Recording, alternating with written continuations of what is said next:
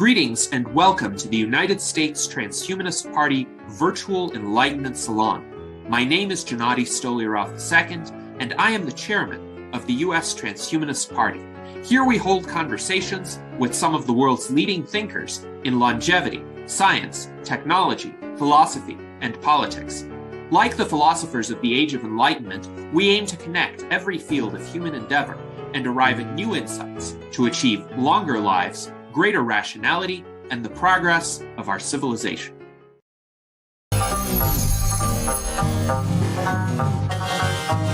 Aging is a natural process, but it's a process which hurts our health and well-being. We are lucky to have longevity researchers developing rejuvenation therapies.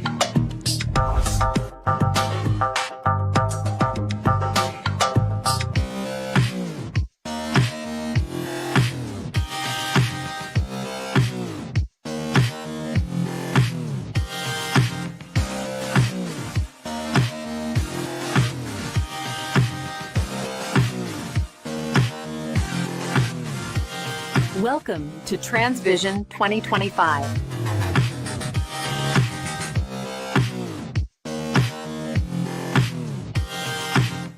So our next speaker is Spain's National Cancer Research Center. She's the director of that, and leading telomere research at the heart of aging and disease. Not only that, Maria Blasco is also one of the 5 co-authors of the article of the hallmarks of aging. At that time, it was the 9 hallmarks of aging that was written in 2013. I'm sure all, if not most of you, are aware of the 9 hallmarks of aging that was written. It's the most searched article when it comes to longevity.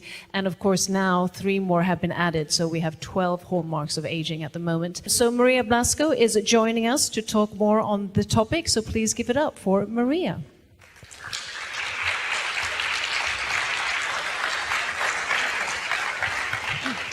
Thank you very much. Thank you very much for the invitation. It's a pleasure to be here.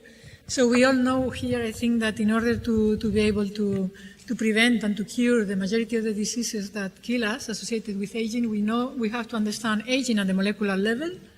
And one of the causes of aging, the one that I have been working with for more than 30 years now, is the shortening of structures that protect our chromosomes that are called telomeres. In this review that was mentioned before, we consider this shortening of the telomeres as one of the primary causes of aging because it can lead to other causes of aging. When the telomeres become critically short, this leads to other well-known causes of aging. So telomeres shorten associated to cell division, and this happens all the time in our organism in order to regenerate tissues, and this is what can lead ultimately to these other causes of aging and to tissue aging. Recently, we have reviewed these hallmarks and added 3 new hallmarks, as it was mentioned, but I wanted to bring to your attention that if there was nothing to compensate for this telomere shortening, life would not be possible. It would be not possible to maintain the species. And in fact, there is an activity called Telomerase. It was discovered by Carl Greder and Liz Blackburn that is able to elongate telomeres. So telomerase in mammals, for instance, is activated in the pluripotency stages of embryonic development, and there it resets telomere length, and the new individual will have to live with these telomeres. However, when we are born, telomerase is shut down in the majority of tissues, and this causes this progressive telomere shortening as we live, as we age. And we know that telomere length is rate limiting in humans, because there are mutations in telomerase or other genes that are important to maintain telomeres, then these individuals are going to have a shorter lifespan and are going to develop a number of diseases called telomere syndromes. So we know this tells us that telomere length is rate limiting. But also, even if you are not mutant for telomerase or for any of these proteins that are important to maintain telomere length, we also know that there is a correlation between the telomere length and the likelihood of developing a number of diseases. So telomere length has been considered a biomarker of aging, and I have to say that I founded a company many years ago. It's called Lyfe Length, that is devoted to measure these telomeres and to see the value of these measurements as a prognostic factor for many diseases. In humans, telomeres matter, but not only in humans, in mice, and this was the, I think, pioneer work that was done more than 30 years ago, and that I contributed to that, showing that really short telomeres are sufficient to cause aging, and this was demonstrated by generating mice that lack telomerase. We could demonstrate that these mice age because of telomere shortening, but also later on, we also show that if we are able to maintain telomeres long for longer times in mice, again, doing transgenic mouse models for telomerase, we were able to show that not only short telomeres lead to aging, but if you maintain telomeres longer, this delays aging.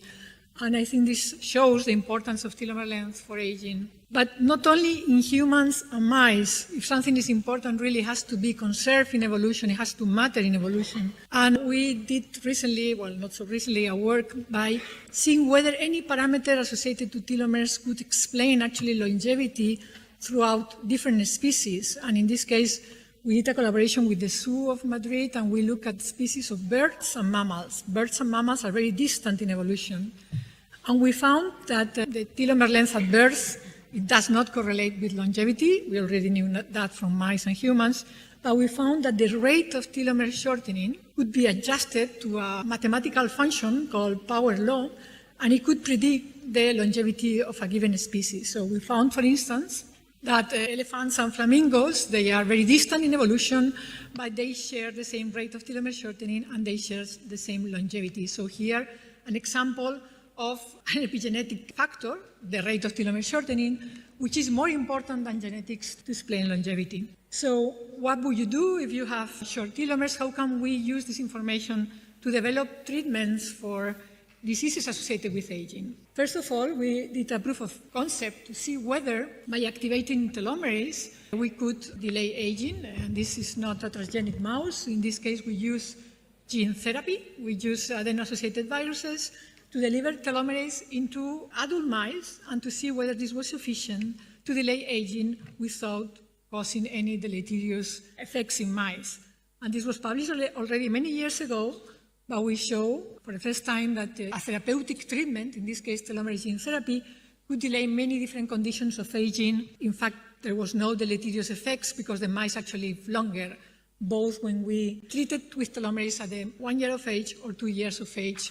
Cancer, which is something that, of course, worried us because cancer cells have the ability to maintain telomeres, and this is because they activate telomerase aberrantly, was also delayed. And the explanation for this is that the short telomeres lead to chromosomal instability, which is also at the origin of cancer. So it's clear that this telomerase gene therapy could be a promise for the treatment of different degenerative diseases of aging. And throughout these years, my lab has been focusing in generating mouse models for these diseases and demonstrating the therapeutic value of this telomerase gene therapy. So we first showed that in infant mouse model, and we show a therapeutic effect of the telomerase gene therapy. Then we have been focusing also in the so-called telomere syndromes, which are diseases associated to very, very short telomeres. And we showed that this telomerase gene therapy had a therapeutic value in aplastic anemia, which is one of these telomere syndromes. And more recently, and I will be telling you about that mainly, we have been focusing in pulmonary fibrosis, which is one of the most prevalent telomere syndromes. Not only pulmonary fibrosis can be originated directly by mutations in telomerase of telomere genes in the familial cases, but it's now estimated that about 50% of the cases of pulmonary fibrosis could be associated to the presence of short telomeres. So this, for us, became a paradigmatic disease to prove the therapeutic potential of this telomerase gene therapy. And we have been also working in kidney fibrosis and liver fibrosis, as you will see. So the idea is that when there is damage when the telomeres are short, this leads to the lack of ability of the lung to regenerate upon damage, because short telomeres impair regeneration. We have shown that, and many groups have shown that. And because of this lack of regeneration, then you have this inflammation, fibrosis, and this is a terminal disease. The treatments that we have now in the clinic, they do not cure patients, and we think they do not cure patients because the problem remains there, which is the presence of short telomeres, which impair the ability of lung cells to regenerate. So one of the questions we had is, which cell type is the important one? Which cell type telomeres matter the most? And for that, we had a collaboration with AstraZeneca in the US, and we identified that by generating knockout models in different cell types in the lung, in which we induce telomere dysfunction by removing one of the telomere binding proteins or sheltering. So we induce telomere damage, let's say, in different cell types in the lung. And we saw that the only cell type, the relevant cell type, was the alveolar type 2 cells. So this is important for us to know that we should target telomerase to this cell type. This is the cell type that matters, let's say. We have been in preclinical models, we have shown that we target telomerase to these alveolar type 2 cells in the lung in a mouse model of pulmonary fibrosis that we have developed, that is a combination of short telomeres and a damaging agent to the lung. We show that in the mice where we have diagnosed fibrosis and we treat with the empty vector, the fibrosis progresses, but in the mice that we diagnose with fibrosis and treat with the telomerase vector, the fibrosis progression is stopped or is reversed. So this is telling us that there is a therapeutic value of this telomerase gene therapy in this mouse model. If we isolate the alveolar type 2 cells that have been treated with telomerase, we can see that there are decreased inflammation and decreased DNA repair pathways, and they have active telomerase, indicating that we are reversing, let's say, the cellular events associated to short telomeres. Of course, we are worried about cancer. I mentioned that before. We have no evidence that this telomerase gene therapy can lead to more cancer in the longevity study that I showed you before. But nevertheless, we wanted to push and see what will happen in the lung if at the same time that you put telomerase, or before you put telomerase, you activate an oncogene, a well-known oncogene that leads to lung cancer, which is KRAS.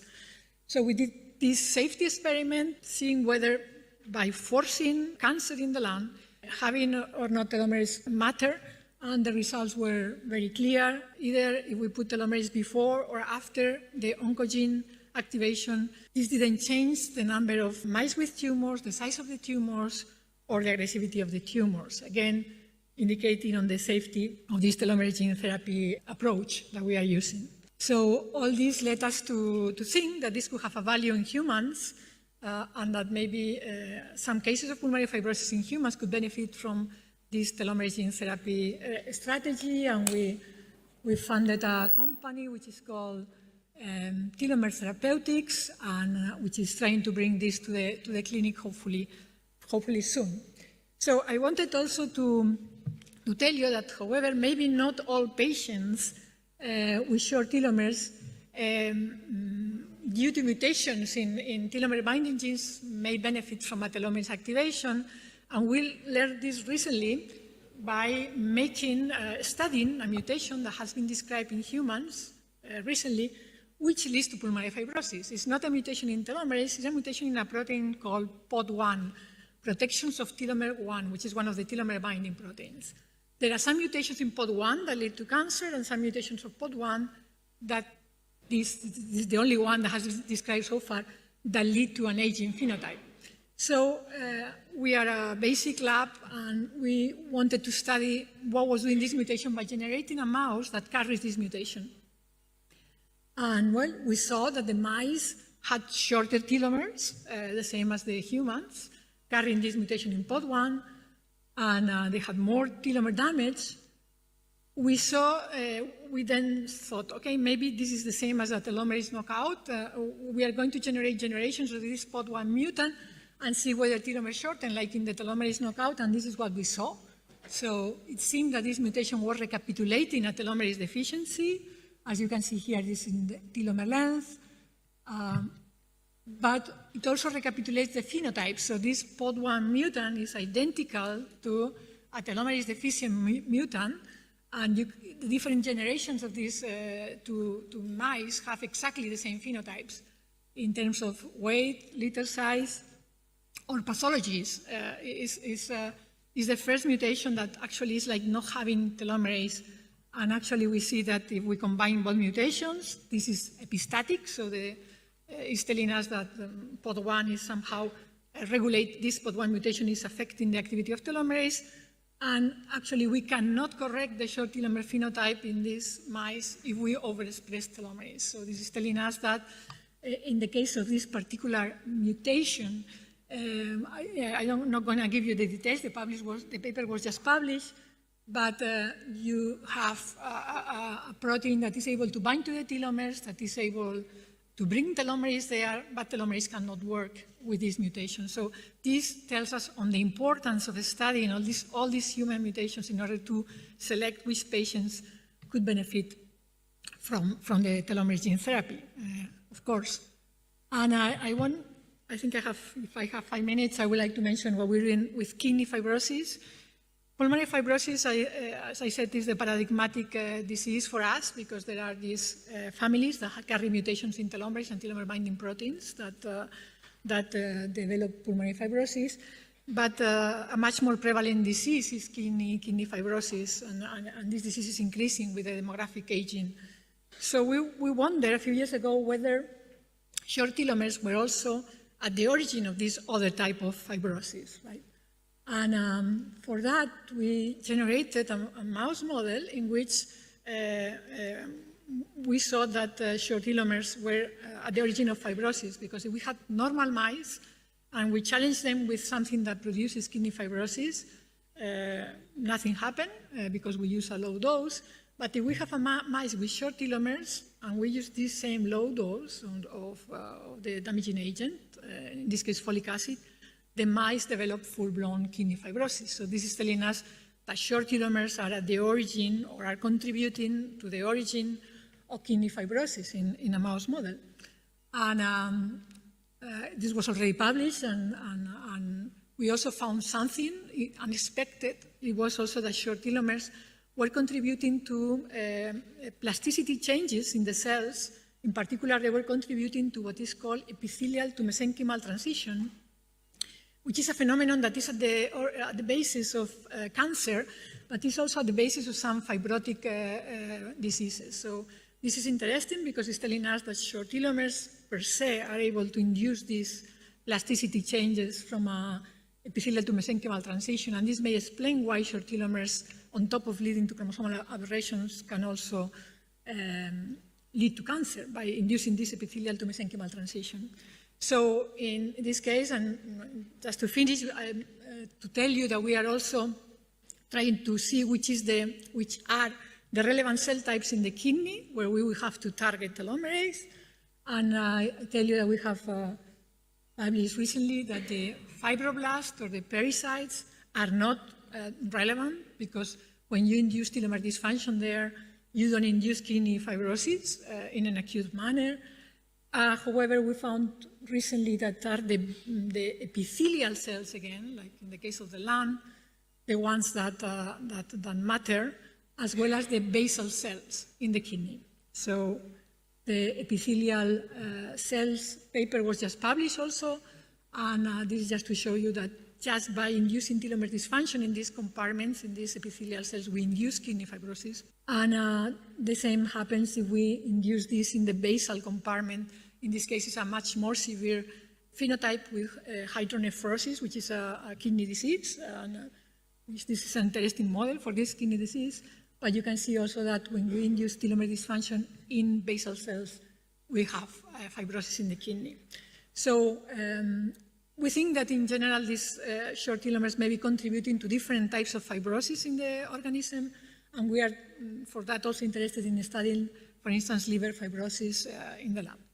So I will finish here with the group in the CNIO, and I have to mention that the gene therapy was done in collaboration with the group of Fatima Bosch in the Universidad Autónoma de Barcelona, and the funding of the group, and I will finish here. Many thanks. Questions?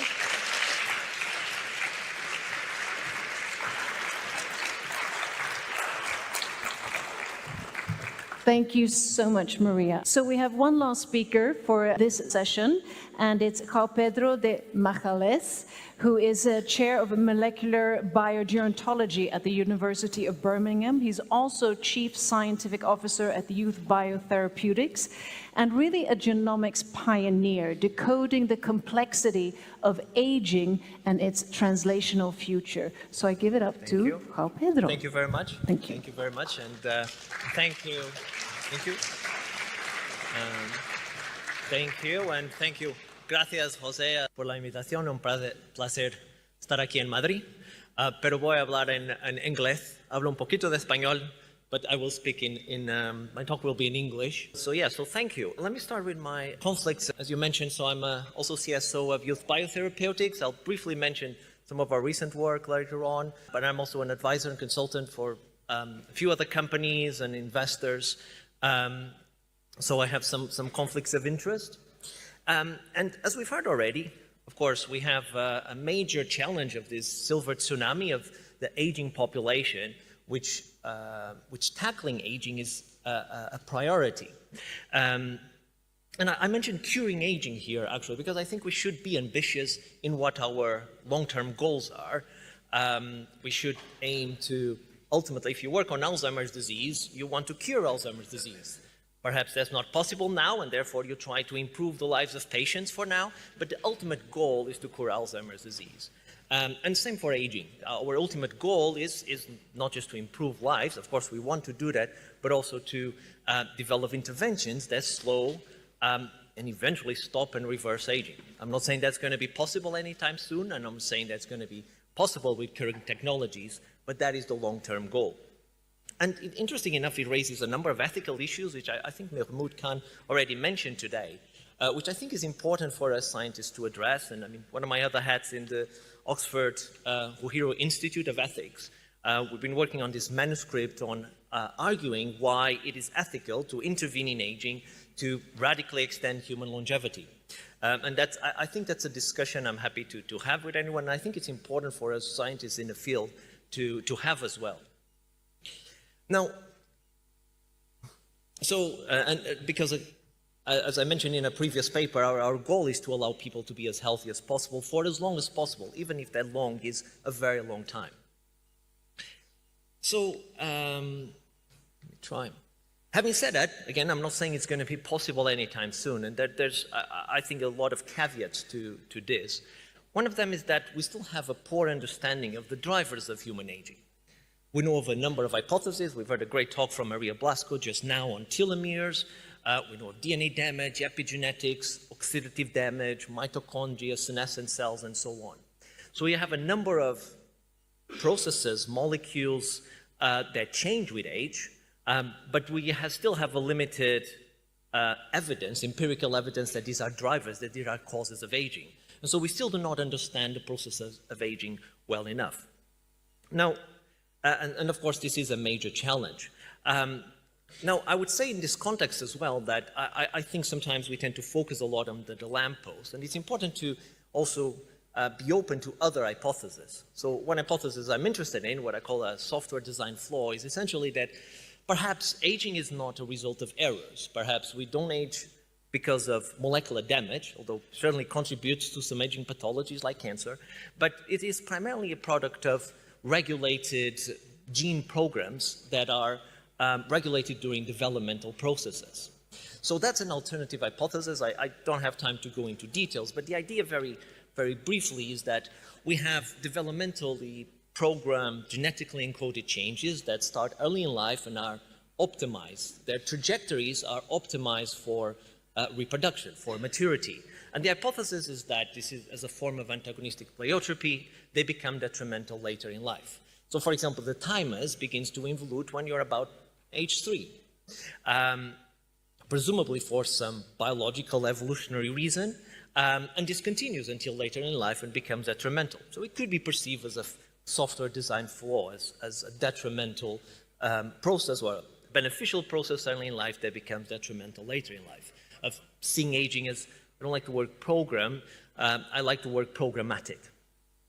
And it fits actually, Michael mentioned caloric restriction. It fits very well because Clive McKay actually tested caloric restriction under the assumption that it will slow growth rates, under the hypothesis that if you slow growth rates, you can extend lifespan and slow down aging, which caloric restriction does, just like rapamycin, just like growth hormone IGF-1 mutations in mice. So the major pathways we know, the major methods for retarding aging in mice, actually all of them fit this programmatic view of aging.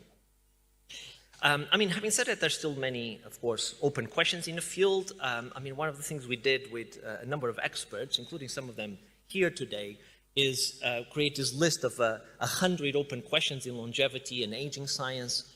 to serve as a roadmap to the field, and perhaps not unexpectedly, many of these focus on understanding mechanisms of aging, understanding why we age, which I still think is crucial to then develop better interventions. And because I think we have this limited understanding of the mechanisms of aging and the theoretical basis of aging, there is still no proven way of slowing human aging. And I think part of the reason is because we don't have a strong theoretical framework to which base our interventions. Having said that, there has been advances, of course, in preclinical models, in animal models. We've heard about that today already. But I do feel, or I'm concerned that perhaps we are reaching a plateau. So Michael again also mentioned the ITP today. So what you see here are the effect sizes of longevity drugs in mice from the ITP study, which is the benchmark, the most robust and the most, actually very large sample size in terms of testing interventions for longevity in mice. So you see on top it's average lifespan, and the bottom is maximum lifespan, and that's the effect sizes of the compounds that extend lifespan in the ITP.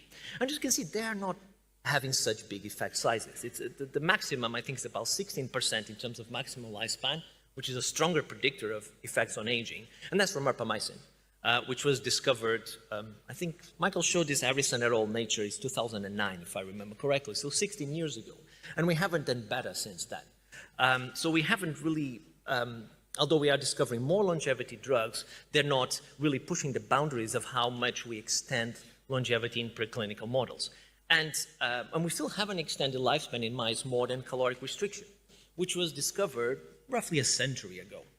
So in a way, we're not really pushing these boundaries. Now, sometimes you can say, okay, well, but maybe my intervention improves health to some degrees. I'm not a fan of the health span approach or the health span framework. I think that, of course, we want to extend lifespan with good health. We do not want to extend lifespan in a period of decrepitude. We want to minimize suffering. We want to minimize disease. But if we are retarding aging, then there should be a lifespan effect. Ultimately, mortality is one of the principal outputs of aging, because aging increases our mortality exponentially once you reach about age 30. And does the same in mice, only much faster. So if we are retarding aging, it should have more than health benefits. It should have lifespan benefits. So I think that's also important to mention. Now, when you look at the current focus of longevity pharmacology, these are pathways and processes that are quite largely, I'm sure you'll be familiar with this, like oxidative stress and mitochondria, targeting senescent cells with senolytics, and well, other therapeutic approaches as well, and mediators of caloric restrictions like mTOR and AD+. So these are the current focus of the main companies or the companies in the space, which it is relatively narrow. I think there is a problem that I'm concerned about, is that I think we need to be more creative in longevity biotech. We need to have a more diverse set of approaches. Again, most companies and most that are working under the lamppost instead of branching out and being more ambitious and bolder, which I think we can be as a field if we want to. Now, to give one example, for which I'm sure you're familiar with, this was from some months ago, this big biotech company that ran into some problems. I'm sure you're aware, or most of you should be aware, that this was Unity Biotech, based in the US, which focused on developing senolytics, these drugs that ablate senescent cells. And this is perhaps not surprising, particularly in light of the data, of the biology of senescent cells in aging. Namely the fact that it's now clear that senescent cells have normal physiological functions. I mean, we know they work as tumor suppressors and they have roles in inflammation, but it's now clear as well that they play important roles in development, in tissue regeneration, in vascular structure. There's excellent work, for example, from a group in Nice showing that if you ablate senescent cells, it can disrupt the vasculature in mice and actually shorten lifespan of the animals, even in beta cells in mice and humans. So it's now clear that senescent cells are not there. They're not like cancer cells that you just want to destroy. You cannot just destroy all senescent cells, or that will be detrimental. And unfortunately, we still cannot discriminate between harmful senescent cells and physiologically important senescent cells. And so, again, it goes back to the basic biology. We need to understand the basic biology better in order to then develop effective interventions. So, in terms of, for example, the work we're doing in our lab, a lot of what we do is in terms of developing computational systems biology, machine learning methods that tackle the complexity of biology. So I think one of the problems we have, of course, is that many things change with age. Our body, well, our genome is 20,000 different protein coding genes, God knows how many known coding genes. So we have this massive complexity of biology that we still do not understand. But thanks to omics approaches and analytical approaches and data sciences approaches like machine learning and AI, we can gain insights and try to make sense of the complexity or tackle the complexity of biology and gain new insights to identify new drugs or new genes that are important for aging and longevity. So, I don't have time to go into, we've done a number of methods developed, but I show a very quick example of some of the work we've done in terms of predicting longevity drugs with machine learning. So, you can look at machine learning as a classification algorithm. So we tend to use what's called supervised machine learning methods, where you have a certain class of, could be genes, could be drugs, and then you look at their particular characteristics. Chemical characteristics of drugs, for example, which genes they target, which pathways they target, and then you use a machine learning method to predict new drugs with those characteristics. And so we've done this for worms. We've done it recently as well for mice. And one of the, I think, success stories is we employed these in silico methods to identify a new geroprotector, a new longevity drug called Rimenidine. Now, Rimenidine is already used in the clinic. It's an oral antihypertensive drug that, as I said, it's already approved for use, not in the UK, actually, but it is in France, for example. And then we did various experiments in C. elegans, which I don't have time to show now, but it extends the lifespan in both young and old worms when you feed it at, well, particular 200 micromolar dosage. So we show it's a new geroprotector. We've also done collaboration with Vadim Gladyshev in Boston, and Connie Huywald. We also show that in mice, we can, it induces, when you feed Rimenidine to mice, it induces gene expression signatures or molecular signatures that are similar to other life-extending interventions like caloric restriction. We haven't done lifespan experiments in mice. That's obviously, what I'm trying to get funding to do, is to do a full lifespan study. But we can argue that it's a promising geroprotector, and we can repurpose this drug for other clinical uses. I'm not showing here, but Rimenidine is actually an autophagy activator in human cells, data from David Rubenstein in Cambridge, for instance, and others, and data from our lab in C. elegans. So it perhaps could be repurposed for treating neurodegenerative diseases, and we're trying to get funding to do a small experimental medicine approach with Rimenidine. So I think it's a good proof of concept of how we can use this computational analysis to identify new longevity drugs that we then tested experimentally in animal models. So, in the last few minutes, I'll go back to some of the work we've been doing with YouthBio. So as I said, I'm CSO of YouthBio. The company is based in the US, but we then do collaborations with different labs, including primarily Alejandro Campo, one of the pioneers of partial reprogramming. Again, Michael introduced partial reprogramming. Our goal is to develop gene therapies that restore youthful profiles using OSKM. So that's our goal. And we've been doing some work on preclinical models, in particular, well, mouse models, as I said, with Alejandro and others. And recently, just a couple of weeks ago, we had this very positive feedback from the FDA regarding doing a gene therapy trial for Alzheimer's disease. So this would involve, you might have seen this recent news on Huntington's disease gene therapy as well.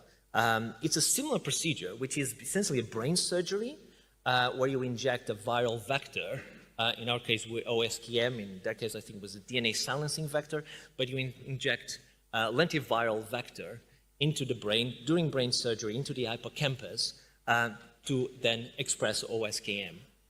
So that's the idea, which I think is, of course, I mean, I think, again, it goes back to what I was saying earlier, that I think we need to be bolder. I mean, there are obviously less risky approaches we can take, and other companies are doing so, but I think that's the way to go, is to try to be ambitious and bold, and of course, hopefully, if this would work, then it would be transformative for Alzheimer's disease patients.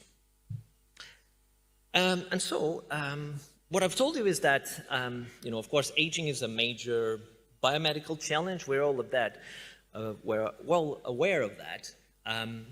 And we need to tackle aging and develop interventions for aging. But it remains a mystery of biology in the sense that we do not yet understand why we age. I am aware that we have the hallmarks of aging that Maria mentioned earlier, but those are not empirically proven. Some of them, there is some evidence, but there is no conclusive evidence that any of them are drivers of human aging.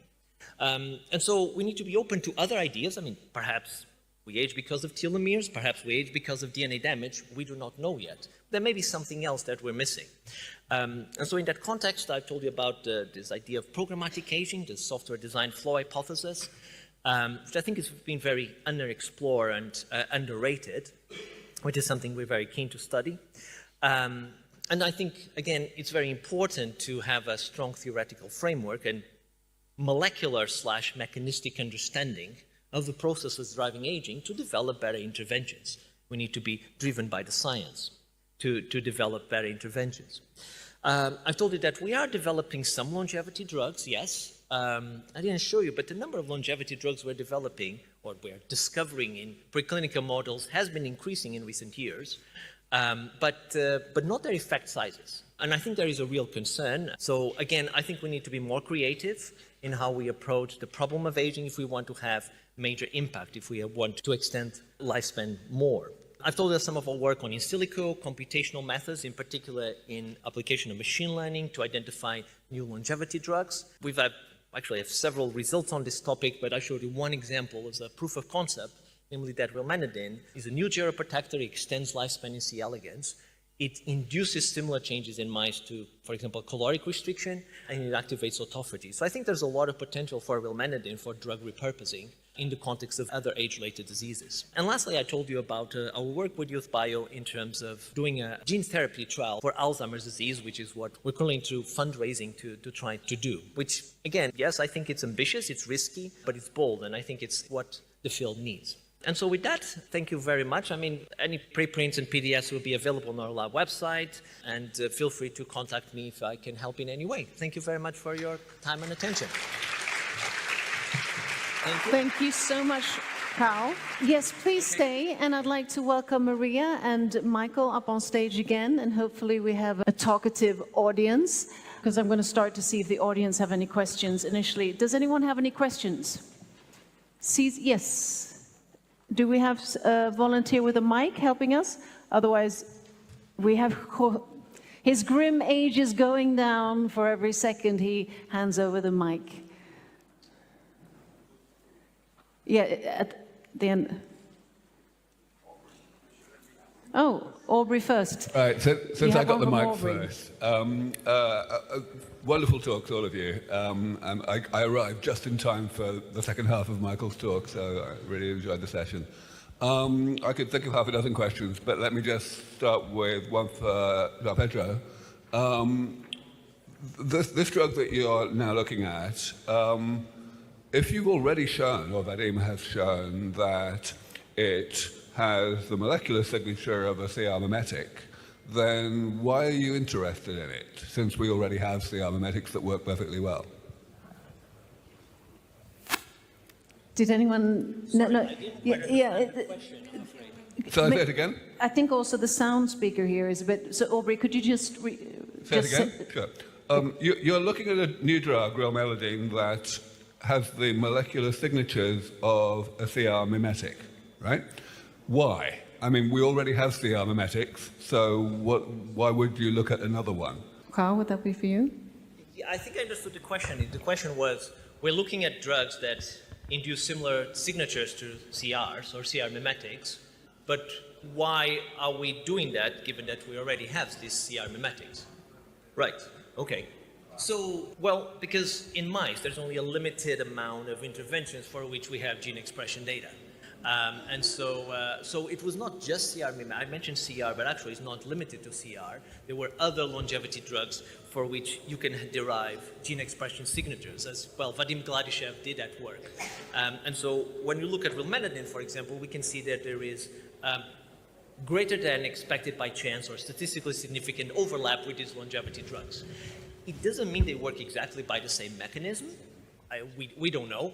I don't think they do necessarily, but it means that they are inducing longevity signatures that are similar to other longevity drugs like caloric restriction, which I think is reassuring if you at least go in the assumption that there is some overlapping processes across different longevity drugs.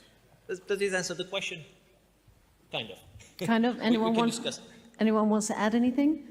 No? Okay. Thank you, Aubrey. And I know we had someone there at the end. Yes. Too far. Did we have a mic?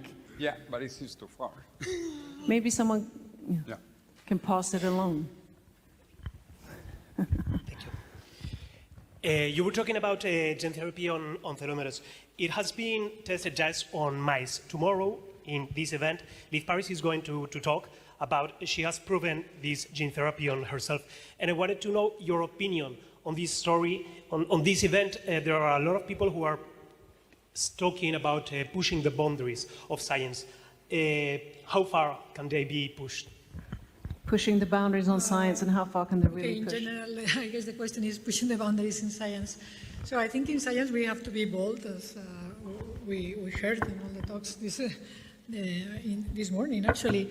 But I think that there has to be done right through the regulatory agencies, and at least in our case, we believe fully in the telomere gene therapy as a promising way, really, to treat different diseases of aging, because we have shown that in the mouse models, and we think telomeres are important for aging, because if you shorten them, then you age faster. If you elongate them, you delay aging. So there is a lot of evidence in preclinical models. At least our way to go would be to through this company called Therapeutics, try to bring this to the clinic, try to bring telomere gene therapy for the treatment of these diseases like pulmonary fibrosis. We have another one? Yes. Yes. Thank you all for the stellar presentations. I have a brief question for Michael Ringel. Thank you for your clarity. Michael, do you see mitochondrial decline, the loss of ATP and rise in ROS as the more fundamental overarching problem that should be integrated with epigenetic reprogramming to solve the mystery of aging faster in a 2080 way? Yes or no? And why? I'd value your most critical reflection. Mitochondria question. Do you hear it, Michael? I did hear the question. I have the temerity to answer the question since it's addressed to me when one of the authors of the Hallmarks of Aging is standing behind me. But as João Pedro pointed out, exact causality is still debated. I think for all the hallmarks, there's evidence that amelioration of them can ameliorate age-related disease, so I would include mitochondria as well as all the others within that. I do think the most stringent test of whether something is truly upstream in causing aging is if I reverse it, can I completely reverse age? Right? So not slow it down, not ameliorate it a little bit. Can I truly, completely rejuvenate? And the only thing that I know of that does that, and it's not in the context of whole organism yet, maybe it will be, but in the context of individual cell is this epigenetic reset. So the most stringent test, I think there's only one hallmark that could pass it with existing data, I do think it's actually the upstream cause. It's still, it remains to be proven, but it's at least a reasonable hypothesis. But that's not to say that action on all of the other ones can't have value. And some of the downstream things you do around that, right? Exercise and caloric restrict and manage your sleep, all of which have value. But I think if we're looking for a true reset, we need to deal with the epigenome. Maria, would you like to add anything? Would you like to add anything to that? No? No? One more question. Yes, we have one there. Hello, this is a question for Michael. In order to use the rapamycin to block the mTOR protein, it's a natural molecule of the normal cell. What for do we need to take the rapamycin in order to block or to regulate or to modulate the molecule? Rapamycin, yeah. So I'm not sure I heard it exactly, but basically, what do we need to address mTOR as a target, in essence? So there are medicines already approved. They're not approved for use as a geroprotective. They're approved for transplant patients. They're originally actually approved for infection. They need to be tested. I'm a big believer in evidence-based medicine. If you're going to prescribe something for a given indication, whether that be slowing down aging or whatever it is, you should prove it. You should need to prove that it's safe and effective and a regulated trial-based approach. And so there has been some work done in that regard, and I hope there'll be more work done. There are 3 agents that have shown efficacy in the ITP in mice of a 10% or greater maximum lifespan extension. One of them is rapamycin, which works directly on mTOR. I think they should be tested in humans in a controlled clinical trial to ascertain whether they can address features of age-related disease. Okay, yes. First of all, let's give it up for Michael, Maria, and Carl. Thank you so much for sharing your knowledge. Thank you for that.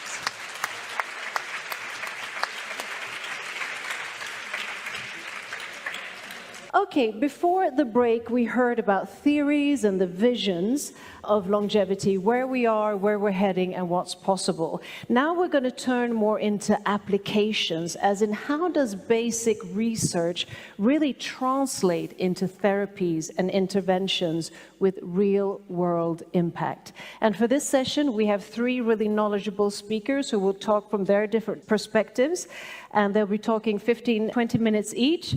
Then at the end, we'll have Q&A sessions as we did before. Please give it up for José Crespo. Let's give him a round of applause so we can get some energy in the room.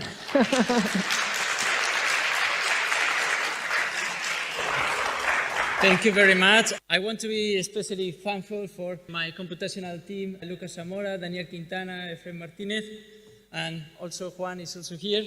We are going to talk about the project. I'm going to make a brief presentation of the project. First of all, I would like to make a brief preview to see if we have a solid line in the previous part, so maybe we can move forward and you can see the continuity of what we're doing. We are going to discuss about anti-atherogenics, and we are going to also discuss about a new concept that we are going to introduce, which is a cellnet. We will see what is that, but later on.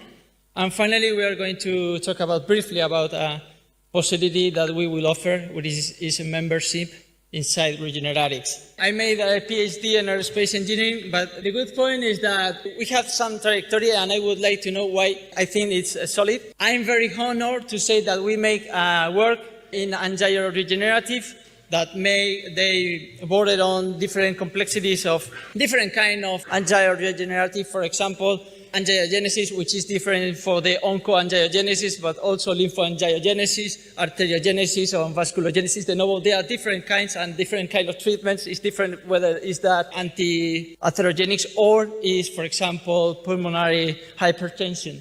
But the good point, I'm very honored to say that someone with more than 65,000 Google Scholar citations made work similar, very similar, and I'm very honored to say that if someone with very high reputation like him did that and put his name on that, it means that maybe and just maybe we are doing the things in the proper direction. And another previous one that I want to say is that by 2020, SARS-CoV-2, there were some findings about the microangiopathy, and we could see that in 2022, there was intriguing connections between the coronary microvascular disease, which is one of the main key problems with the angina pectoris symptoms in long COVID patients, which is a kind of chronic disease after the pandemic. And by that time, there was a main concept about dysautonomia. But I was very fortunate that in the Cardiovascular Institute of Spain, someone who is, for me, is very wise man, both professionally and intellectually, a scanner, decided to listen to that. And 2 years later, they found the evidences. I presented to someone who found some evidences with that.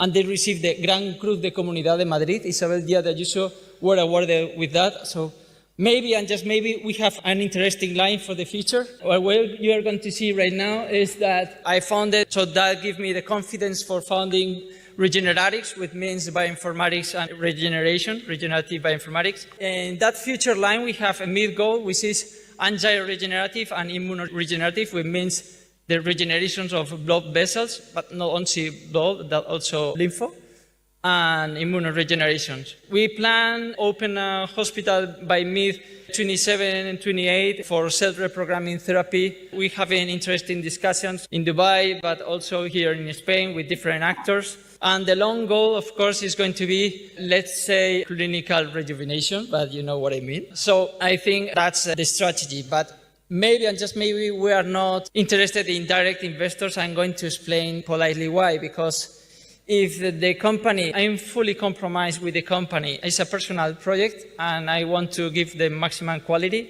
I have some affections after the pandemics, and I'm 100% sure that I want high quality outputs of it.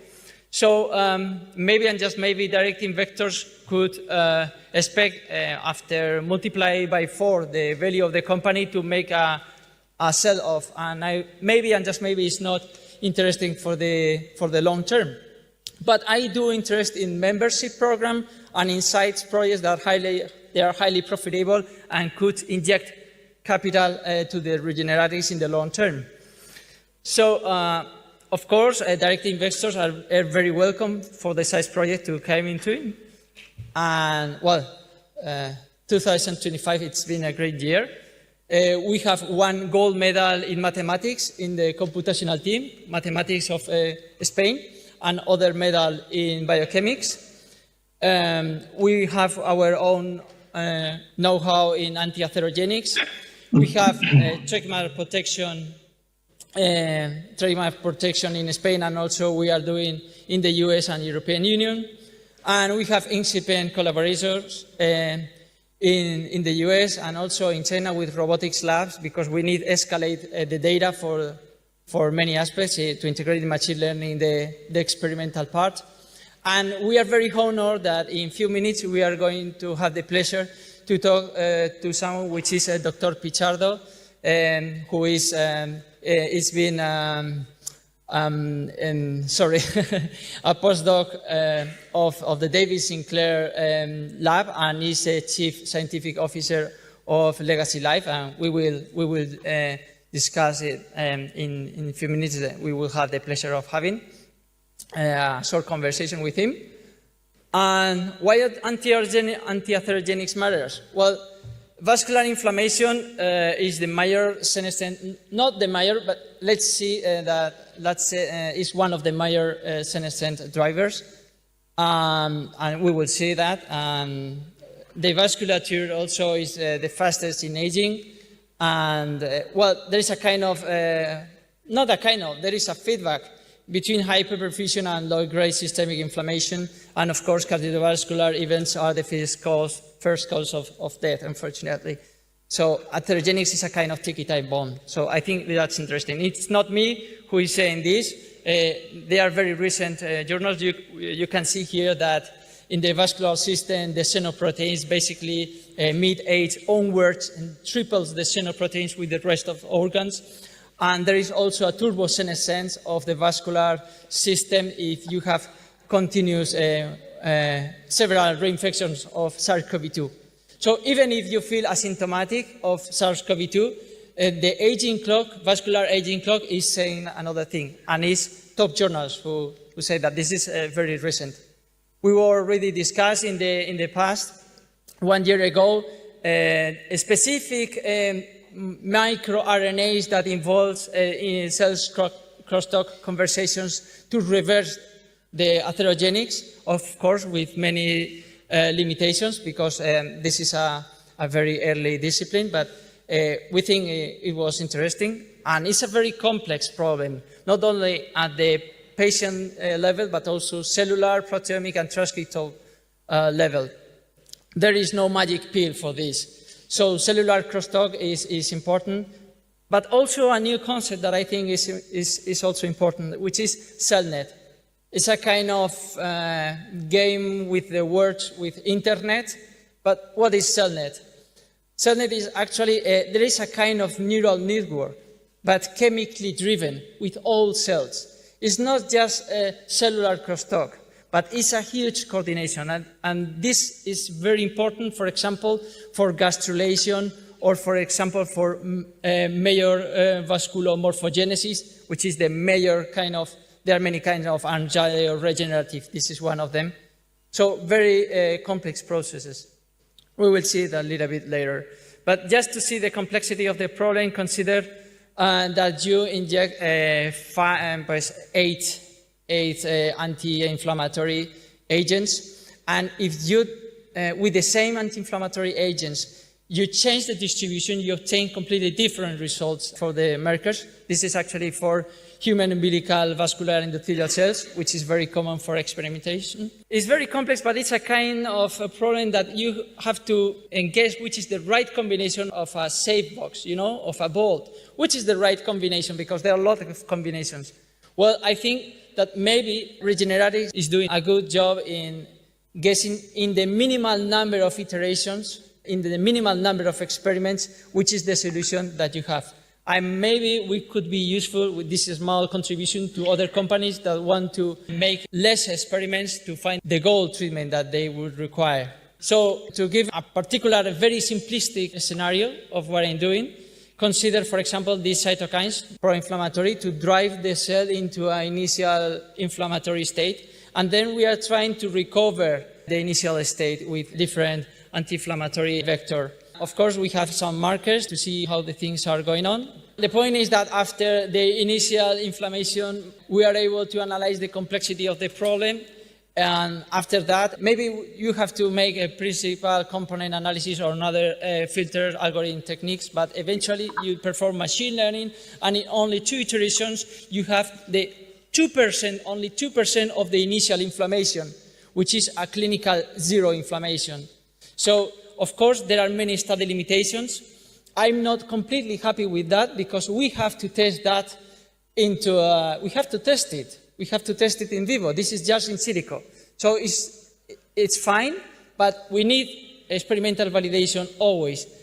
And the good point is that if we have enough data, we were able to do a deep learning to predict with 0 iterations the results. And in the X level, you have the number of tests, so 200 tests, and basically the results overlap, the reality with the prediction. So I think it's been a good job made by Lucas, which is here. And I'm very happy with my team, by the way. And it's great, but we are very lucky to have here Dr. Pichardo. I don't know if now you can connect with us. Maybe the technical team can show the image. Let's see if we have the privilege of having the image there. Maybe, oh, thank you. Be very welcome, Israel. It's a pleasure to have you here, the Chief Scientific Officer of Legacy Lyfe, and also made a postdoc with the David Sinclair group. Thank you very much.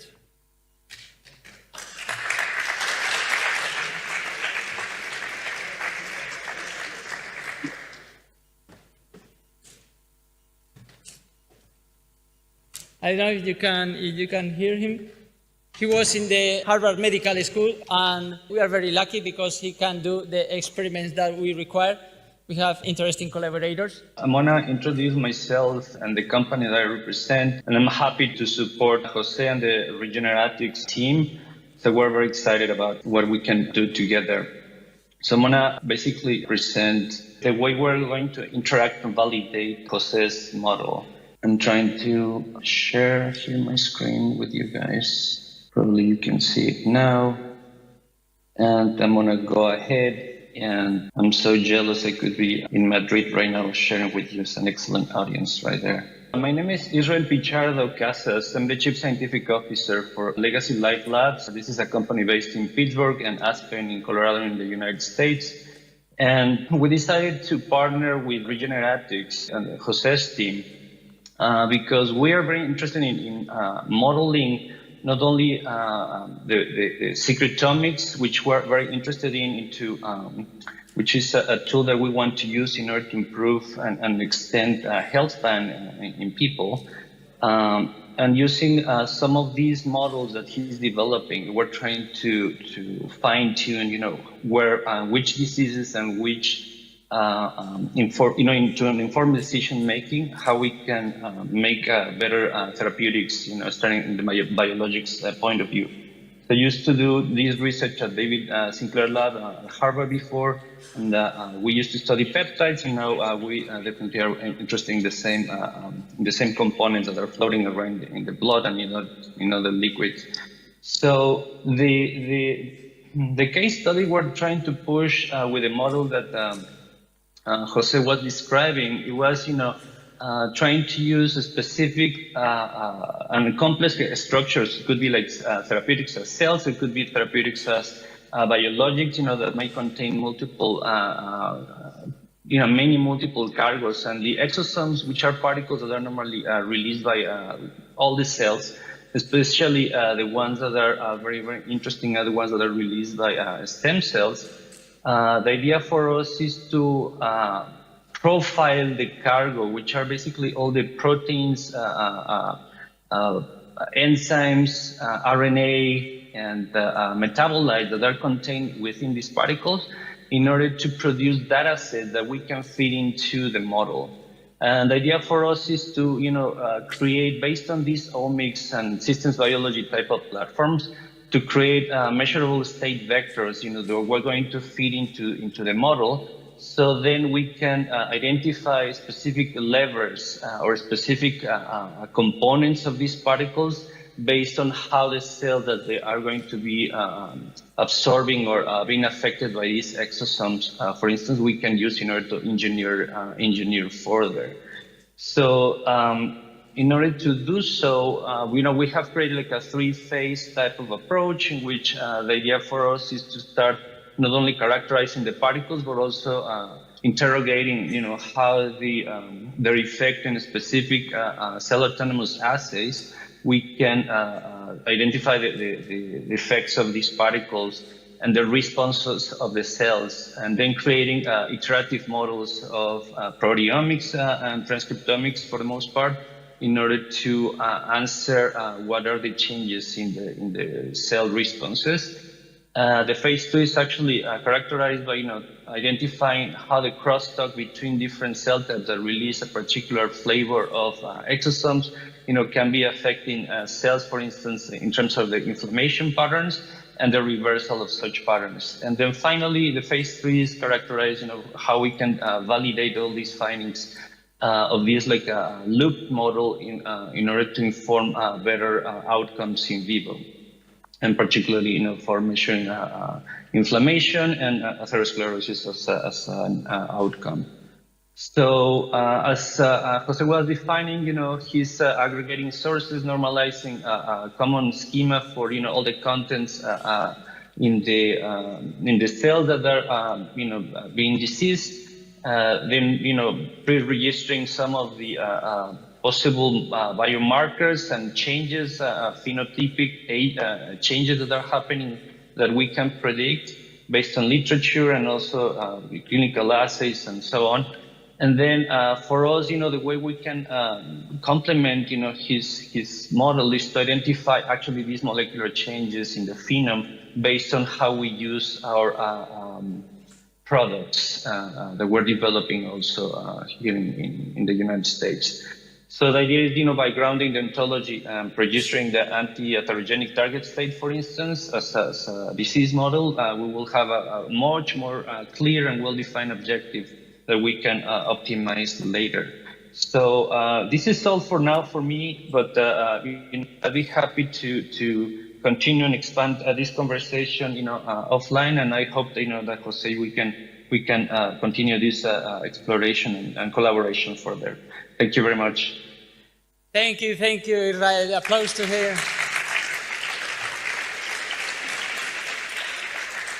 As always, it's a great honor to have you, to hear you, and also personally, he's a great person. I can confirm that, not only professionally, but also personally. Thank you very much, Israel.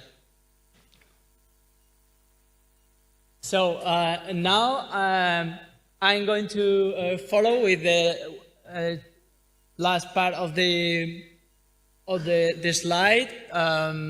Maybe in the team we can. Okay, so basically this is something that connects with the last part. I think is very interesting because we take into account in our models that something that we knew intuitively, that is the cells are able to adapt and to react. And how is that possible? Because very probably there were a kind of machine learning inside the cell, intracellular. And those evidences have been recently published. This is in September, 1 month ago. 1 month ago, they were able to store 100 bits of information and perform machine learning with the molecules directly, intracellular. So this is machine learning, proteomics driven. And it has been published in Nature and Nature Biomedical Engineering. And this is key because it aligns with our last model. Sorry, again. This is like the sipping with the television, maybe.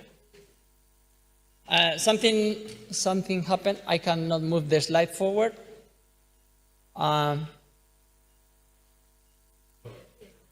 Okay, thank you. So actually, we released about something. I'm going to make a kind of a spoiler of the next slide. But we tried to make a huge study because we were able to control the proteomics and the transcriptomics at a cell level. Well, not to control, but small steps of controlling. Okay, maybe it's more honest to say that. But we were an epic fail, okay, as it say in the normal convention, when we try to simulate the anti-atherogenics process at the myocardium level, so intracoronary and microvasculature bed around the intracoronary. We failed, and we wonder why we failed. And maybe when we attended to the traditional convolution model that is in the normal artificial intelligence of, I don't know, AlphaFold and GPT, they probably use the normal convolution model, but maybe they have, of course, in the as industrial secret more things. But we find out that probably is because there are no true convolution in time. The cells make that kind of artificial intelligence. It's not artificial, it's bio-IA, and they are able to do that. But they interact in the real time. So molecules are not going to flip in each iteration. Numerically, when you do an iteration, the numbers flip. There is a glitch in numbers, but the cells don't do that. They remember everything, and mathematically, that's a convolution, a true convolution network. So we made a new kind of true convolution neural network that I call it truco, because truco in Spanish means trick. So trucon, and with this new model, we were finally able to control inflammation at the cell net, not only cell therapy but cell net therapy.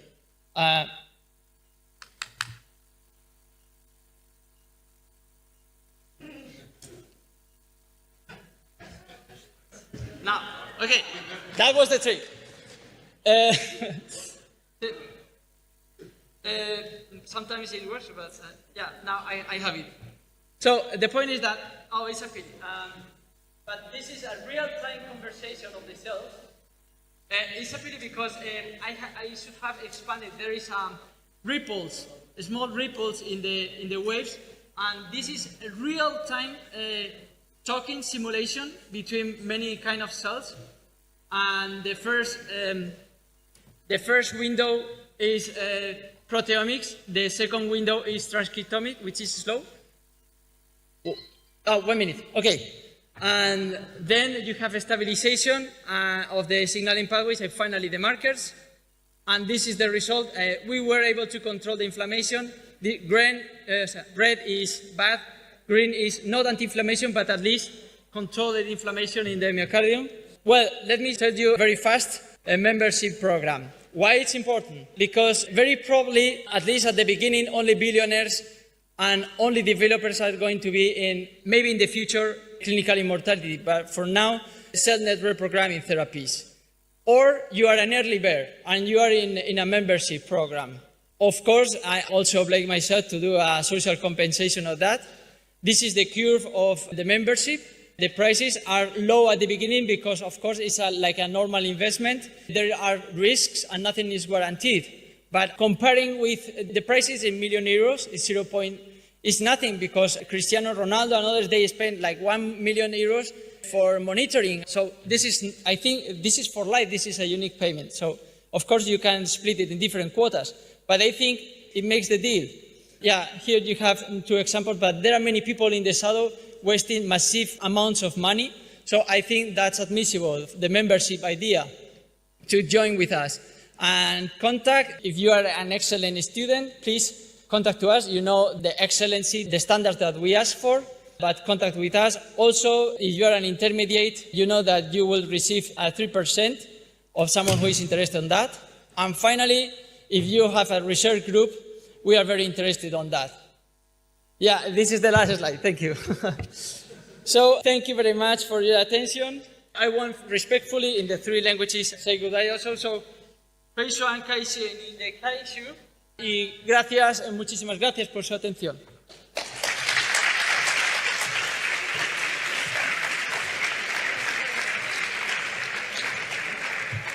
Thank you, Jose. We have our next speaker, who is group leader in cancer early detection at the University of Cambridge and is exploring senescence and cancer as key aging mechanism. We saw him briefly before, and he's here back now to have his presentation. Please give it up for Daniel Muñoz-Espín. Okay. So thank you again to Jose and Maria Cordon and the rest of the organizers for this opportunity today. It's a pleasure. My name is Daniel Muñoz-Espín. I'm professor at the University of Cambridge. So these are my disclosures. I'm co-founder of YouthBio. Today I'm going to talk about the role of senescence in lung cancer and aging. After that, I'm going to present some novel therapeutics and detection tools that we have developed in my laboratory. And in the last part, I will present transient reprogramming as an anti-tumorigenic therapy. This is something very new. So first of all, let me please introduce cellular senescence to you. During the course of life, our cells are exposed to multiple sources of damage and stress. This accounts for replicative stress, DNA damage, oxidative stress, oncogenic stress. Our cells are exposed to viruses, bacteria, pollutants, and when these cells cannot repair this damage, they implement the senescent program. So, cellular senescence is a process of terminal aging, and these cells are characterized by the implementation of a stable cell cycle arrest and a potent pro-inflammatory phenotype. So when these cells accumulate in tissues, they can promote a number of age-related disorders, including neurological disorders, cardiovascular diseases, fibrosis, diabetes, and also cancer. And we know by preclinical studies, by a number of preclinical studies, that if we target these cells with xenotherapeutic approaches, for example, senolytics, which are drugs able to kill these cells, there is an amelioration of all of these pathologies and even a reversion of these pathologies. So in collaboration with Professor Martinez Barbera at UCL, we have developed this mouse, P16FDR mouse, allowing us to track and to trace P16 positive cells, which is a main biomarker of senescence with a fluorescent protein, M-cherry, and also to ablate these cells with diphtheria toxin. And we crossed this mouse model with a KRAS-driven lung cancer mouse model because we wanted to understand the role of cellular senescence in lung carcinogenesis. What we found by using this model, what we found is that there is an accumulation of populations of senescent macrophages at the very early stages of carcinogenesis.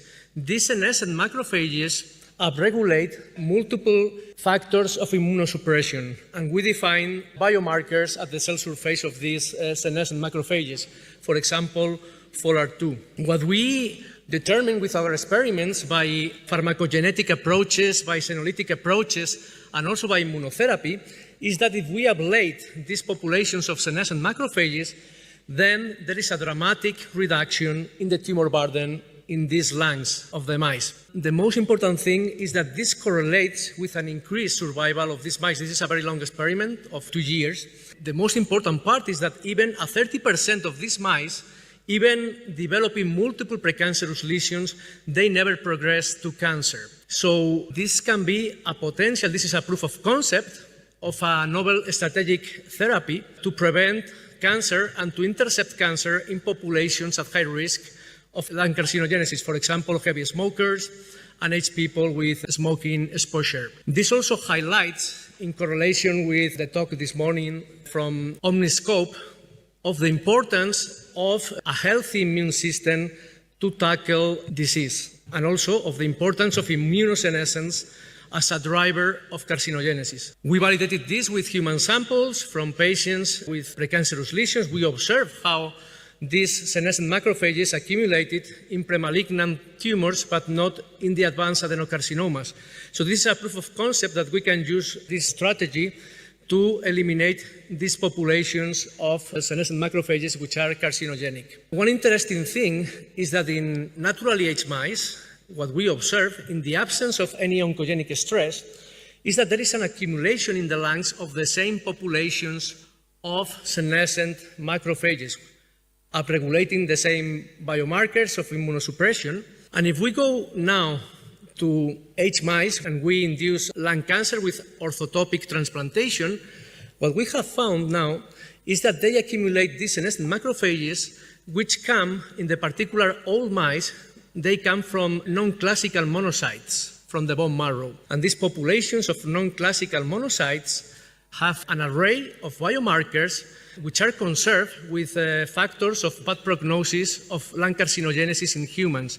So we think these are the bad cells that we have to target in therapeutic approaches, and we are doing now this proof of concept. Another thing that we have found is that if we inflict damage in the lungs in normal mice and also in middle-aged mice can recapitulate, for example, people 50 years old. What we found is that if we inflict damage in the lungs, there is a higher tumor progression in the case of the middle-aged mice when compared to the young counterparts. The conclusion of this is that damage and aging creates a permissive niche for the onset of cancer and for the progression of cancer cells.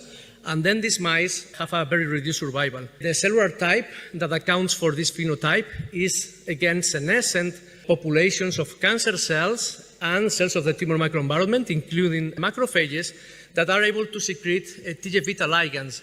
And what we found in these studies is that if we target the TGF-beta signaling with an inhibitor, we can rescue this phenotype, and then we can reduce dramatically the tumor burden and increase the survival of the mice. And we have recently published this in Nature Aging. This has been accepted in Nature Aging. Now what we have done is using more physiological models of lung cancer with this KRAS-driven lung carcinogenesis in mice with oncogenic KRAS activation.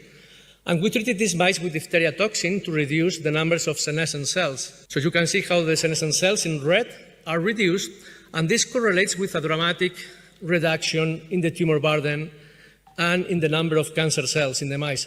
So the conclusion of this experiment is that senescence is protumorigenic in the context of aged mice, and that we have now to define what are the therapeutic targets of these cells in order to develop more efficient medicines. So now I'm going just to show a few examples of drugs and therapeutics developed in my laboratory as a proof of concept.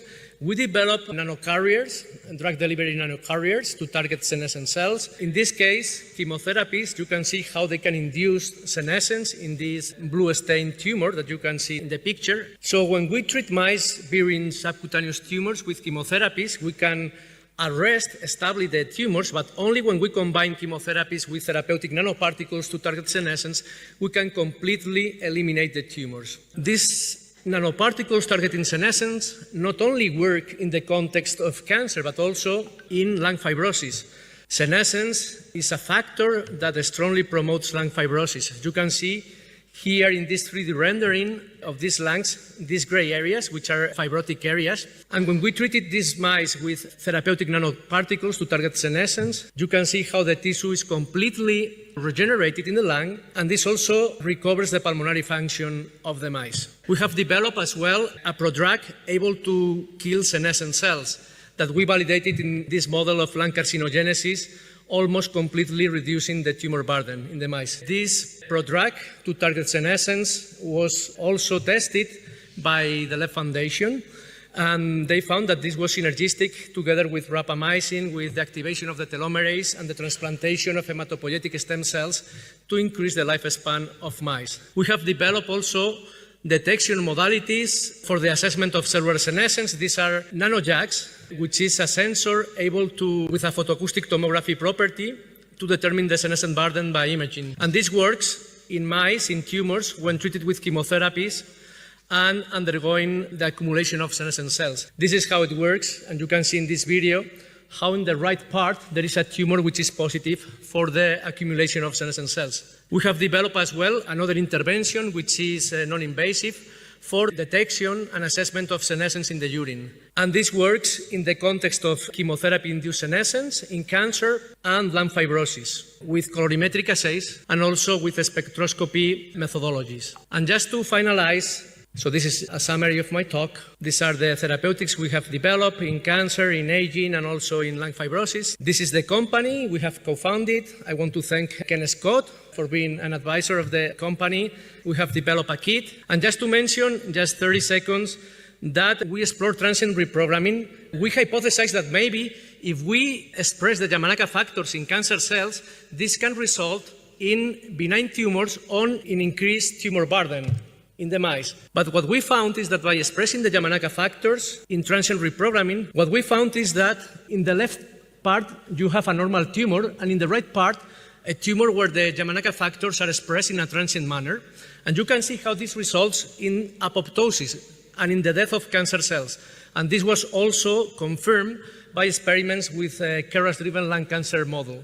And you can see there how the activation of the Yamanaka factors, in particular OCT4 and KLF4, results in a reduction of the tumor burden. So this is a proof of concept, and we want to move this to early phase clinical trials. So the conclusion of this study is that the transient reprogramming in cancer cells results in apoptosis. So this is an anti-tumorigenic mechanism that we want to move to early phase clinical trials. And the take-home message of this talk is that now we are in a position of privilege to implement these senolytic therapies and transient epigenetic reprogramming for the first time to ameliorate aging and to promote rejuvenation and regeneration. Thank you very much to the people in my laboratory, to all of our sponsors. Also, particular thanks to this Darley Sands scholarship. And also, I will be happy to hear from any investors or any pharmas or groups interested in our research. Thank you very much.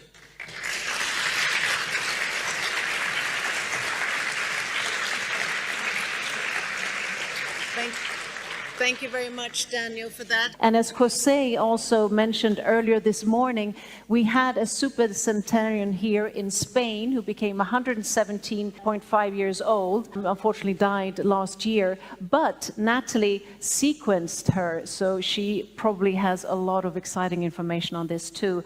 But enough about that, let's give it up for Natalie Coles.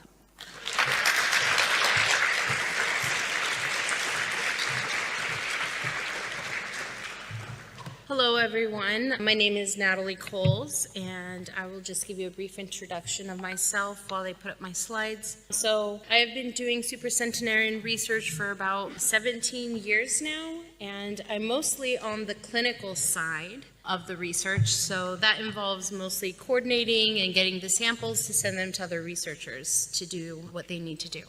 So my talk is titled Supercentenarians and Further Advancements. And specifically, this talk is about the case and life and findings of Maria Brañas. So this is a picture of Maria Brañas. the day that I actually took the sample, so you can kind of get an idea of what kind of shape she was in for someone who was 116. And as you can see, she's doing fairly well. I mean, she also looks younger, she acts younger, or acted younger, and was very aware. And where she was at the time when we visited her was in Olat, Girona, Spain, and this was on May 17th of 2023. So who was Maria Brañas, and why did we want to study her? And the answer is, at the time, Maria Brañas became the world's oldest verified living person on January 17th, 2023, following the death of the previous title holder, Lucille Randon. She held the title until her death, till August 19th of 2024. And Maria Brañas lived to her advanced age, and what made her so interesting was not only did she live longer, but in order to do that, she bypassed cancer, dementia, cardiovascular disease, and demonstrating a separation between extreme longevity and the typical health decline associated with aging. And she became an example of healthy aging to the world while she kept the title of the world's oldest person. So this is the team. So as many of you may or may not know, we often get a lot of false claims. So in order for me to be able to conduct this research, we need for the supercentenarian to be validated. So this was a very special team because the person who validated her at the time was currently the validator for the Guinness Book of World Records, and his name was Robert Young. And then we had Dr. Manel Esteller, who conducted pretty much all the research on this particular case, and he is actually based here in Spain. He is director of the Cancer Epigenetics and Biology program at Bellevue Biomedical Research Institute. He's also a professor and a physician. And then I myself was able to get them the blood sample which they use for most of the analysis. And my title currently is Director of Supercentenarian Research at LEV Foundation. I have also and the Gerontology Research Group, and I have previously published with UCLA, Stanford, PLOS1, and now with this particular case with Cell Reports and Medicine. So what samples were obtained from Maria Brañas? Next slide, please. So what we were able to obtain from Maria Brañas was actually very significant. It was more sampling than we have ever conducted, or that I have ever conducted in the past on any other supercentenarian. So this is why this is not just a very special case, but it's also historic. So we collected a total of peripheral blood, saliva, urine, and stool at different times. Most of the analysis from this publication were performed on the blood material obtained at the time of her being 116 years and 74 days. So what did we find that contributed to her longevity?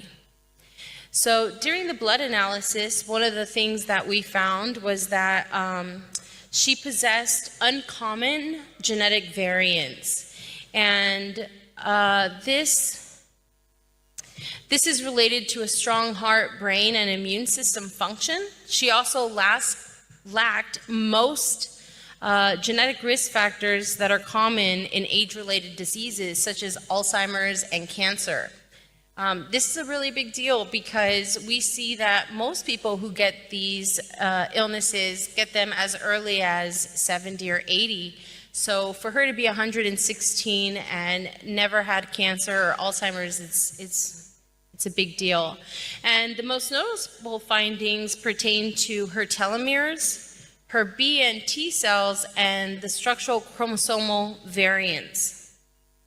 So the B cells are important because if you notice this chart right here, you'll see that Maria Brañas, what represents the B cells here is that really large chunk of red, okay, off to the left there.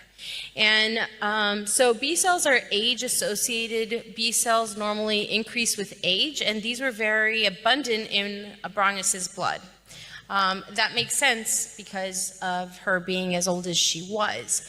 But what I will say is I don't think that we feel that we know enough about this, because there are some hypotheses that think that anything that is above normal might be something that theoretically could have some benefit to it, considering that they live so long. So I think that when it comes to these B cells, we need to study them a bit more to know that how that might have been useful or extremely more significant than just what we already know with Maria Brañas. But in summary, while some of her B cells showed the typical signs of aging expected in supercentenarian, other aspects of her immune profile, including the presence of a big amount of T cells, was also very important, because those are important for fighting off infection and just recognizing them quickly. So here we see that, the combination of expanded cytotoxic T cells and robust mitochondria function pointed to exceptionally resilient immune systems, which protected her from age-related diseases and other factors. She also had structural variants, and that was also very significant. I won't get too much into the technical aspects of that because that's all in the publication, and I didn't memorize that. But that's important because what it is basically that it is protective. We see a lot of DNA damage, and this can cause more differences in the way that the sequence is structured.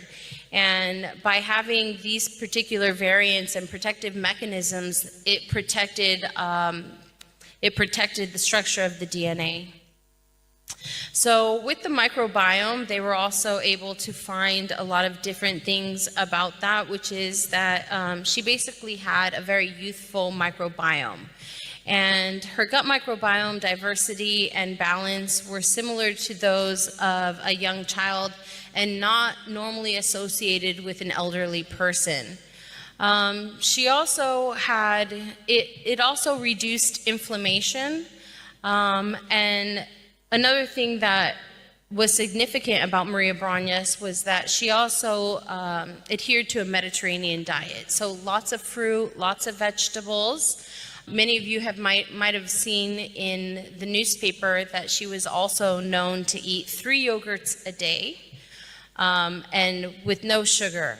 And this contributed to having a high rate of positive bacteria that was much higher than people her age or younger. And so this also contributed to having a very resilient immune system. We also did urinalysis, and her urine and other samples showed retained hypermethylation of repetitive genetic elements that typically lose methylation with age. So this is a protective mechanism, and she showed more of this than what we normally see in regular patients, which may have contributed to her genomic stability and the protection against disease.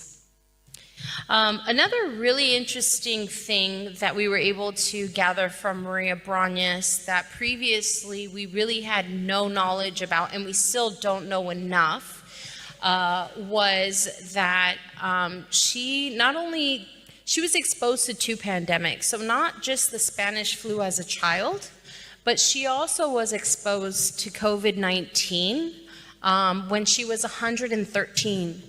And what was really interesting about Maria Brañas is that not only did she survive COVID, but she actually was asymptomatic.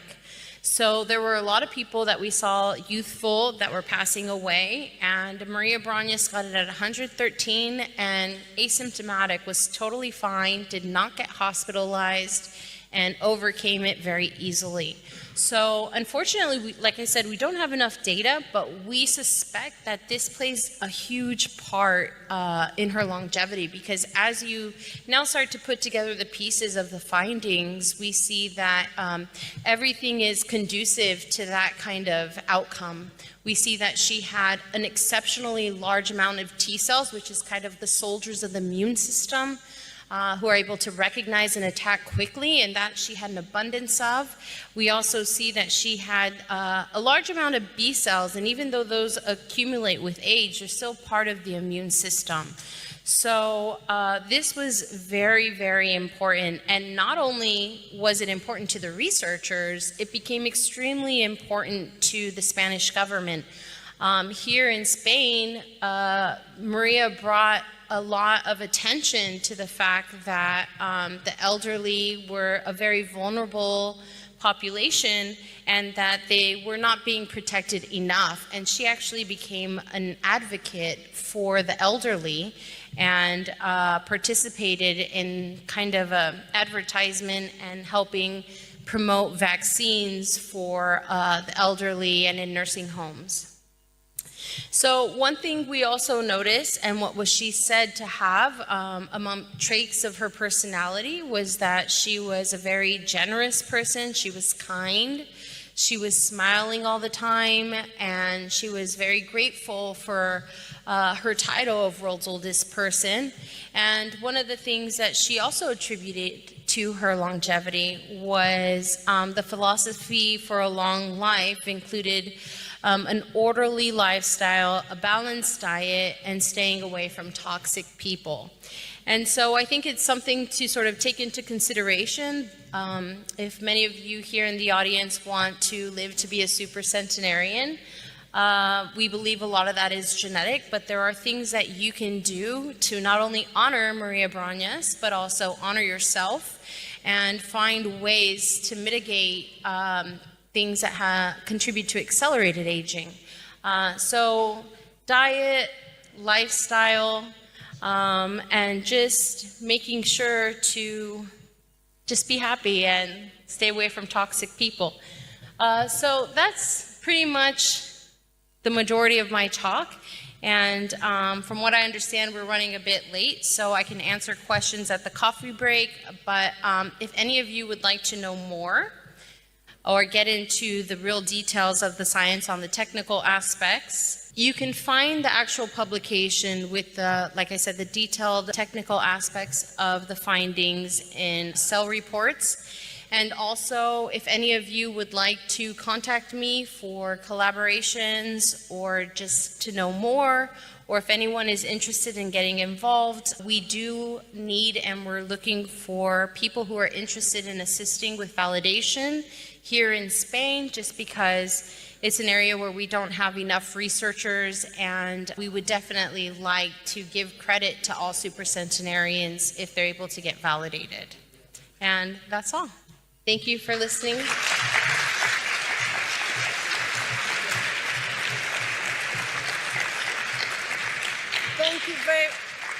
Thank you very much, Natalie, and thank you also to Jose and Daniel. We have a fantastic session about Madrid and why Madrid is the most longevous city in the European Union, and Spain the most longevous country in the European Union. And for that, we have our Master of Ceremony, all the way from Sweden, but she was in Switzerland and now she goes to Dubai, Sabine von Gafken. Jose, thank you. Thank you. Great to see that many of you are back. I hope you're energized. We have a really interesting, I would say afternoon, but early evening ahead of us. And this next session is, like Jose mentioned, it's about Spain and Madrid and why, or also congratulations too, that it has the highest life expectancy in Europe, according to certain studies.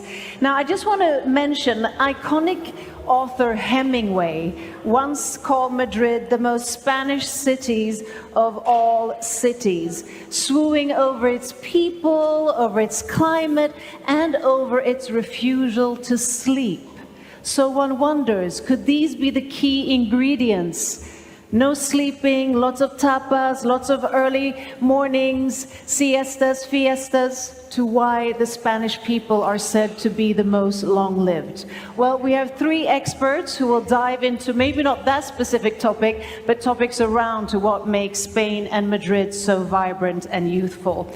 And first up, we have Lars Hartenstein, who is from partner at McKinsey & Company, and they have released a research that is Healthy Cities, Healthy Growth, Spain's opportunity to shape the future of the longevity agenda. So let's hear more about this, and I hand the word over to Lars.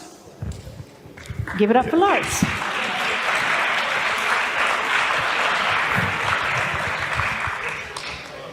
Yeah, thank you very much. The McKinsey Health Institute is an independent institute within McKinsey that looks at underinvested areas of health. And one of those is healthy longevity, and I'm going to talk about this now. To begin with, talking about the healthy longevity in Spain and Madrid and asking a German living in Paris, I feel slightly miscast, given that the healthy longevity here is higher than any of the places I come from, so I'm not sure what I can exactly teach you here. But anyway, I've been asked to do that, so I try to speak to the subject nevertheless. So I'm going to do three things. I'm going to talk briefly about healthy longevity in a way that is overall understandable and combine some different angles, and then about Madrid and Spain in particular, where the status is there right now in terms of healthy longevity, and lastly, what one might do going forward. Overall, I have a background in medicine as well as many years ago in economics and political science, so don't be surprised that I'm going across different disciplines a little bit as I'm speaking about this. So, just some basics. There's a great success story in terms of life expectancy if you take it from the global level, right? So, there's a 20-year increase since the 1960s. However, we are paying an incredibly high price for this. For every additional year of life, we are spending 6 months in less than great health. That's a terrible price to pay on some level. So, imagine that every additional year we are spending was actually a year in good health. That's what this is about and what I'd like to explore with you today. So if one can say what we want to do is that we want to square the life curve. So the normal course of life is that we have a relatively long period of decline where, you know, you have restricted brain function, you may not be able to remember your children, people may be incontinent, back pain, all sorts of things that make life less worthwhile. But the idea is, can we live as long as possible before in good health? And as McKinsey Health Institute, our claim is that yes, it's possible. We can add 45 billion years of higher quality life globally. That's 6 years per person just by knowing what we already know how to do. So just to connect a little bit some of the different talks we have been seeing here during the conference, right? There are three different angles on healthy longevity. First of all, there's the cellular level, the hallmarks of aging we've heard about today, where the intervention in the end is about, are we having therapeutics, are we having new drugs at some point on the horizon, right? That is still a research question mostly. Then there's the individual level. Yeah? The individual consists of 30 to 40 trillion cells, and that has to do a lot with what we do every day, what we put into our bodies, what we are exposed to in life, yeah? How we move, also of course healthcare, even though it's just one of many parts, and also what's our overall state of being. And then I'm going to get to that when we talk about the city, is a population level, right? On a community level, on a city level. But I think these three frames are important to kind of also organize a little bit the different things that we're hearing when we talk about healthy longevity.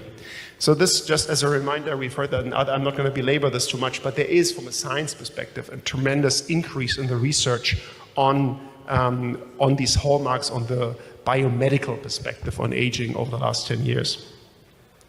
So now, let's talk about Spain. So Spain is doing terrifically well if you look at healthy longevity. Now, if you only look at the slide quickly, you say 70 plus 1 years, you think that's not too much, but that's a healthy life expectancy. That's how many years you can expect in good health, right?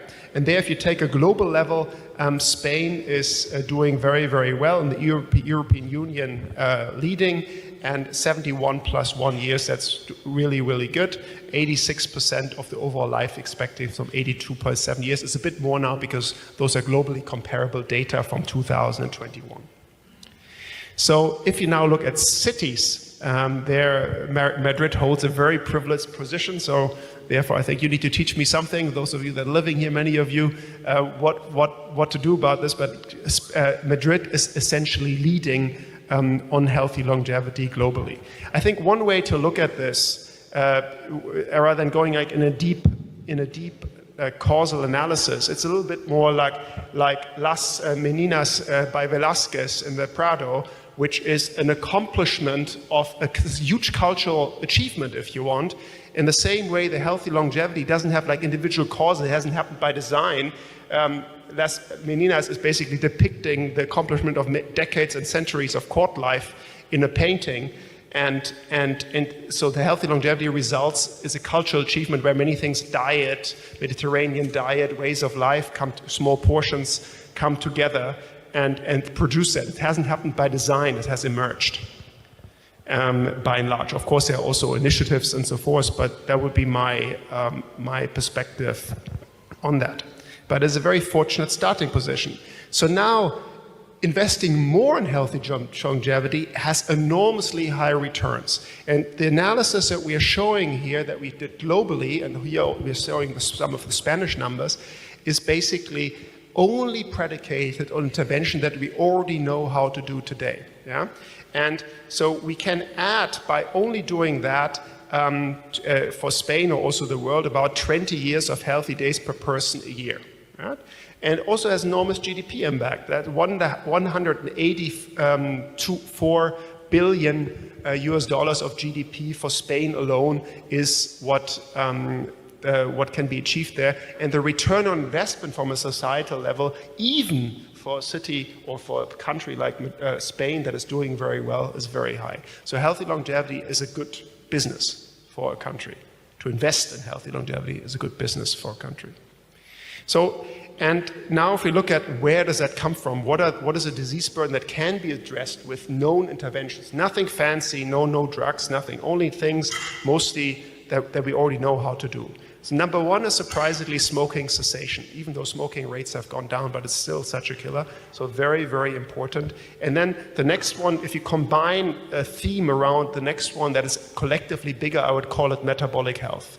The metabolic health is really an incredibly important driver of health. So further improvements in metabolic health that lead otherwise to heart disease, diabetes, and so forth is very important, but also treating the complications of metabolic health for those that already have complications. So those are the low-hanging fruit, so to speak, that one can think about. And happy to talk offline also, but we also published on this where the value comes from, but it's essentially a labor or an employee-based perspective, yeah, where people live longer, can work more and so forth, but without making any undue assumptions vis-a-vis the current legal situation. So now, who of you thinks that cities are an important driver of healthy longevity going forward?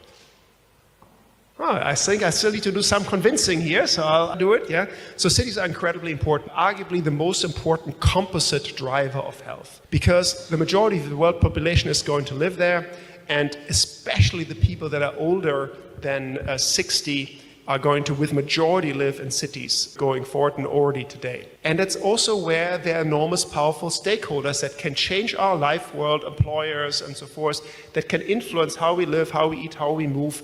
And there's enormous power, therefore, in cities to change things for more healthy longevity. And there's enormous disparity within cities. So I don't have the numbers for Madrid on this one, but like there are some cities, London or Chicago or so, where there's within one city there is 30 years of difference in life expectancy. So the dimensions are different, but it's more or less like this in every place. And the difference is always an indicator, therefore, that there's potential to do better.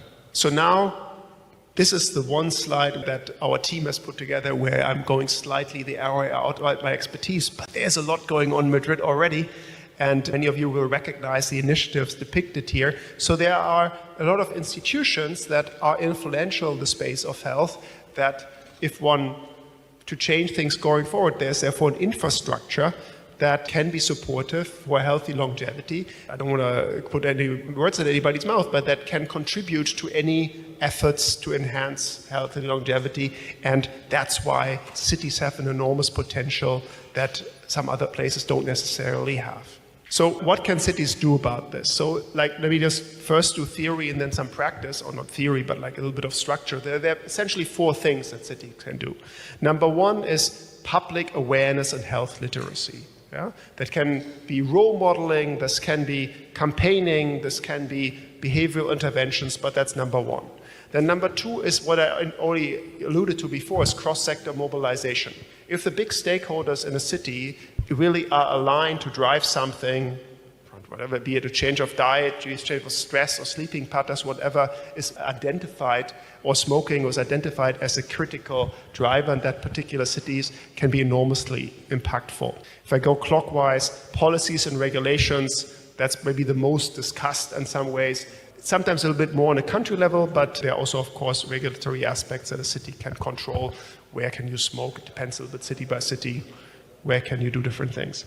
Then lastly, infrastructure design. That obviously takes longer time, but especially with bicycle pathways and so forth, other things that promote active mobility, that is a very, very dimension. Also social health and how people come together, very important from an infrastructure perspective.